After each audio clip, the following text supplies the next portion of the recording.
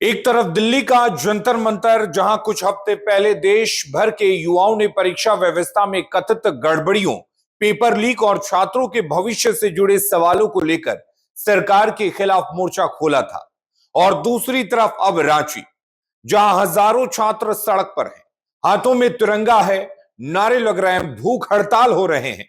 और अब विधानसभा तक पहुंचने की कोशिश के दौरान पुलिस की लाठियां भी चली, वाटर कैनन से पानी की बौछारें भी बरसी और आंसू गैस के गोले भी चले।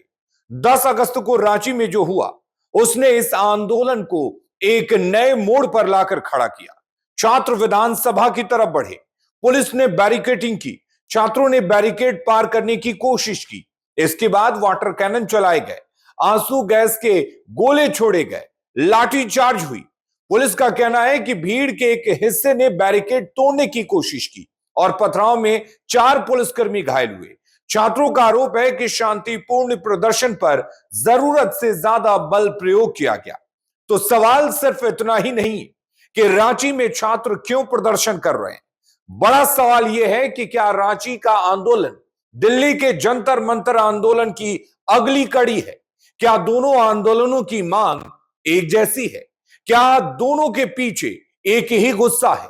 और सबसे अहम, दिल्ली में सरकार और आंदोलन के बीच जिस तरह से गतिरोध टूटा, क्या रांची में भी वही रास्ता निकल सकता है? इन सभी सवालों के जवाब को समझने के लिए सबसे पहले हमें यह समझना होगा कि आखिर रांची में हो क्या रहा है। दरअसल रांची में चल रहा आंदोलन मुख्य तौर पर जेपीएससी और जेएसएससी की भर्ती परीक्षाओं में कथित अनियमितता को लेकर है। छात्रों का आरोप है कि सरकारी नौकरियों की भर्ती प्रक्रिया में पारदर्शिता नहीं है और कई परीक्षाओं में गड़बड़ियों का आरोप है। आंदोलन की शुरुआत जुलाई के आखिर में हुई। 24 जुलाई के आसपास छात्रों ने मोरहाबादी के पास प्रदर्शन शुरू किया और बाद में उन्हें जयपाल सिंह मुंडा स्टेडियम में आंदोलन जारी रखने को कहा गया। 28 जुलाई से स्टेडियम आंदोलन का प्रमुख केंद्र बन गया और देखते ही देखते यह आंदोलन सिर्फ एक परीक्षा का विरोध नहीं रहा, यह सरकारी भर्ती व्यवस्था की विश्वसनीयता का सवाल बन गया। यानी छात्रों का कहना है, सरकारी नौकरी चाहिए तो परीक्षा पर भरोसा होना चाहिए, और अगर परीक्षा पर ही भरोसा नहीं रहेगा तो मेहनत करने वाले लाखों युवाओं का क्या होगा? यही इस आंदोलन की बुनियादी बेचैनी है। रांची आंदोलन में छात्र मांग कर रहे हैं कि जेएसएससी सीजीएल परीक्षा को रद्द किया जाए। इसके अलावा कई दूसरी भर्ती परीक्षाओं को लेकर भी सवाल उठाए गए हैं।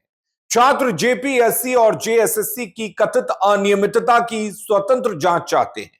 छात्र चाहते हैं कि परीक्षा प्रक्रिया में कथित गड़बड़ी की सीबीआई से निष्पक्ष और स्वतंत्र जांच हो। इसके अलावा ओएमआर कॉपी और रिस्पॉन्स शीट उपलब्ध कराने, कैटेगरी वाइज कट ऑफ सार्वजनिक करने और भर्ती प्रक्रिया में ज्यादा पारदर्शिता की मांग भी सामने आई है। छात्र भविष्य की भर्ती परीक्षाओं के लिए एक स्पष्ट रिक्रूटमेंट कैलेंडर भी चाहते हैं, ताकि उन्हें पता रहे कि कौन सी परीक्षा कब होगी और भर्ती प्रक्रिया कब पूरी होगी। लेकिन इन मांगों में सबसे बड़ा और सबसे विवादित मुद्दा है परीक्षाओं को रद्द करना और सीबीआई जांच। और यहीं आकर सरकार और छात्रों के बीच दूरी बढ़ती है। सरकार का कहना है कि वो छात्रों की बात सुनने के लिए तैयार है। सरकार और छात्रों के प्रतिनिधियों के बीच बातचीत भी हुई है। सरकार की तरफ से यह संकेत दिया गया कि कई मांगों पर विचार किया जा सकता है, लेकिन छात्रों का कहना है कि उनकी सबसे महत्वपूर्ण मांगों पर अभी ठोस फैसला नहीं हुआ है। यानी दोनों पक्ष बातचीत की मेज तक तो पहुंचे, लेकिन समाधान तक नहीं पहुंच पाए। यही वजह है कि आंदोलन जारी है और 10 अगस्त का विधानसभा मार्च ने इस गतिरोध को और गंभीर बना दिया। दरअसल 10 अगस्त को छात्रों ने विधानसभा घेराव का आह्वान किया था। यह सिर्फ धरना देने वाला कार्यक्रम नहीं था, बल्कि छात्रों ने अपनी आवाज सीधे विधानसभा तक पहुंचाने की कोशिश की। हजारों छात्र मार्च में शामिल हुए। पुलिस ने कई स्तरों पर बैरिकेडिंग की थी। जैसे जैसे छात्र आगे बढ़े, तनाव बढ़ा। कुछ जगह बैरिकेड टूटे, पुलिस ने वाटर कैनन का इस्तेमाल किया, फिर आंसू गैस और लाठी चार्ज हुआ। पुलिस का कहना है कि उसने न्यूनतम बल का इस्तेमाल किया और कानून व्यवस्था बनाए रखने के लिए कार्रवाई की। दूसरी तरफ छात्रों ने पुलिस पर बल प्रयोग का आरोप लगाया। इस बीच छात्र नेता देवेंद्र नाथ महतो जो कई दिनों से भूख हड़ताल पर थे, खराब स्वास्थ्य के बावजूद आंदोलन में पहुंचे। बाद में उन्हें अस्पताल ले जाया गया। रिपोर्ट के मुताबिक वो 9 दिनों से भूख हड़ताल पर थे। यानी अब मामला सिर्फ परीक्षा की गड़बड़ी तक सीमित नहीं है। अब इसमें एक और सवाल जुड़ गया है। क्या लोकतांत्रिक तरीके से प्रदर्शन कर रहे छात्रों पर बल प्रयोग सही था? और यहीं से आती है जंतर मंतर की कहानी। अब जरा आपको दिल्ली लिए चलते हैं। कुछ ही समय पहले दिल्ली के जंतर मंतर पर भी छात्रों और युवाओं का एक बड़ा आंदोलन हुआ था। वो आंदोलन राष्ट्रीय स्तर की परीक्षाओं, खासकर नीट यूजी से जुड़ी कथित गड़बड़ियों और पेपर लीक के आरोपों के इर्द गिर्द था। दिल्ली के आंदोलन में सरकार से जवाबदेही की मांग थी। छात्र चाहते थे कि परीक्षा व्यवस्था में सुधार हो, पेपर लीक रोकने के लिए मजबूत सिस्टम बने, दोषियों पर कार्रवाई हो और राजनीतिक जवाबदेही तय हो। आंदोलन के दौरान शिक्षा मंत्री धर्मेंद्र प्रधान के इस्तीफे की मांग भी प्रमुख मुद्दा बनी। आखिरकार 25 जुलाई को धर्मेंद्र प्रधान ने इस्तीफा दिया और आंदोलन खत्म हुआ। सरकार और आंदोलनकारियों के बीच बातचीत में पेपर लीक रोकने के लिए व्यवस्था सुधारने, प्रदर्शनकारियों पर दर्ज मामलों को वापस लेने और कथित आत्महत्या करने वाले छात्रों के परिवारों को मुआवजा जैसे मुद्दों पर सहमति बनी थी। यानी दिल्ली में आंदोलन का एक बड़ा राजनीतिक और राष्ट्रीय स्तर हुआ। अब सवाल है कि जो कुछ भी दिल्ली के जंतर मंतर पर हुआ, क्या रांची में भी वही कहानी दोहराई जा रही है? अगर आप दोनों आंदोलनों को देखें तो दोनों आंदोलनों में काफी समानता नजर आती है। दोनों जगह युवा हैं, दोनों जगह परीक्षा और भर्ती व्यवस्था पर सवाल है, दोनों जगह पेपर लीक या परीक्षा में कथित गड़बड़ी का मुद्दा है, दोनों जगह सरकार से जवाबदेही की मांग की जा रही है, दोनों जगह भूख हड़ताल और लंबे धरने ने आंदोलन को भावनात्मक रूप दिया है और दोनों जगह एक सवाल बार बार पूछा जा रहा है कि अगर परीक्षा ही निष्पक्ष नहीं होगी तो मेहनत करने वाले छात्र किस भरोसे पर अपना भविष्य बनाएंगे। लेकिन यहीं अगर आप थोड़ा गौर करें तो दोनों आंदोलन एक जैसे दिखाई तो जरूर देते हैं, लेकिन है एक जैसे नहीं। दोनों आंदोलन के बीच की फर्क को देखें तो सबसे पहला फर्क तो यह है कि दिल्ली का मुद्दा राष्ट्रीय था, रांची का मुद्दा मुख्यतः राज्य स्तर का है। दिल्ली के आंदोलन का केंद्र राष्ट्रीय परीक्षा व्यवस्था थी। नीट और दूसरी राष्ट्रीय परीक्षाओं से जुड़े सवालों का असर देश भर के छात्रों पर था, जबकि रांची का आंदोलन मुख्यतः झारखंड की भर्ती परीक्षाओं जेपीएससी और जेएसएससी से जुड़ा है। यानी दिल्ली में सवाल था देश की परीक्षा व्यवस्था पर भरोसा कैसे लौटेगा, और रांची में सवाल है कि झारखंड में सरकारी भर्ती की व्यवस्था पर भरोसा कैसे लौटेगा। दोनों के बीच यही सबसे बुनियादी अंतर है। दूसरा फर्क सत्ता केंद्र का है, जो अलग अलग है। चूंकि दिल्ली में प्रदर्शन का दबाव केंद्र सरकार पर था, मांगों का राजनीतिक लक्ष्य भी केंद्र में था, लेकिन रांची में प्रदर्शन का सीधा दबाव झारखंड सरकार पर है। यानी आंदोलन का केंद्र सत्ता का वही स्तर है जहां भर्ती व्यवस्था से जुड़े फैसले लिए जा सकते हैं।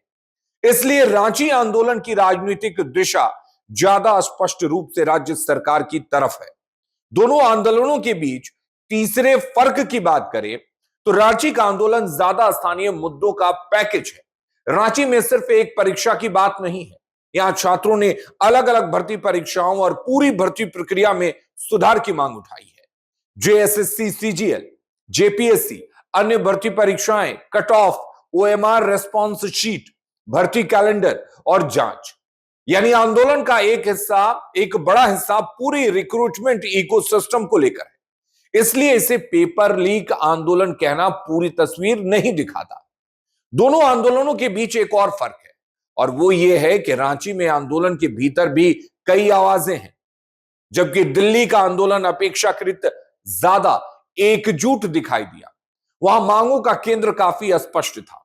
रांची में छात्र संगठन, अलग अलग समूहों और राजनीतिक संगठनों की भागीदारी दिखाई दे रही है। आयसा जैसे संगठन भी आंदोलन के समर्थन में पहुंचे हैं। एबीवीपी ने समर्थन में झारखंड बंद का ऐलान कर दिया है। यानी आंदोलन अब सिर्फ छात्रों बनाम सरकार तक नहीं रह गया है, राजनीतिक दल भी इसमें अपनी अपनी जगह तलाश रहे हैं। अब सवाल यह है कि सरकार और छात्रों के बीच मामला आखिर अटका कहां है? तो असल गतिरोध 3 जगह है। पहला तो ये कि कौन सी परीक्षा रद्द होगी, दूसरा जांच कौन करेगा और तीसरा जिम्मेदारी किसकी तय होगी।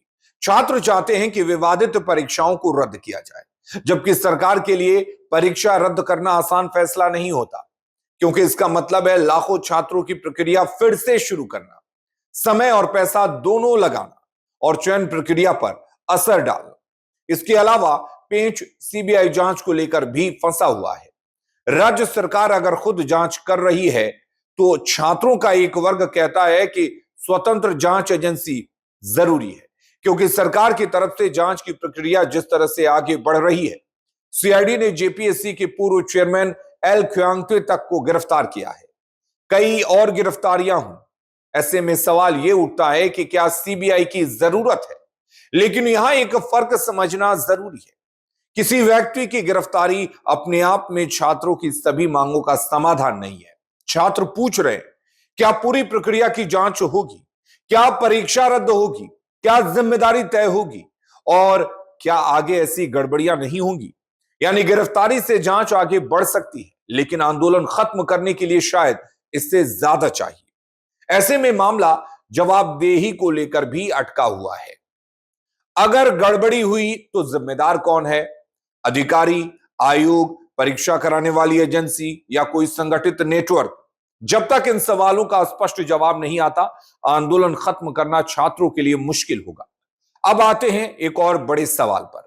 जिस तरह से बातचीत से लेकर विधानसभा के घेराव तक सरकार और छात्रों के बीच मामला अटका है, तो क्या रांची आंदोलन जंतर मंतर से बड़ा हो सकता है? यहां एक चीज समझने की जरूरत है। किसी आंदोलन की ताकत सिर्फ भीड़ से तय नहीं होती, उसकी ताकत तीन चीजों से तय होती है। मुद्दा कितना व्यापक है, आंदोलन कितना संगठित है और सरकार कितनी जल्दी समाधान निकालती है। यह सही है कि रांची में मुद्दा गंभीर है।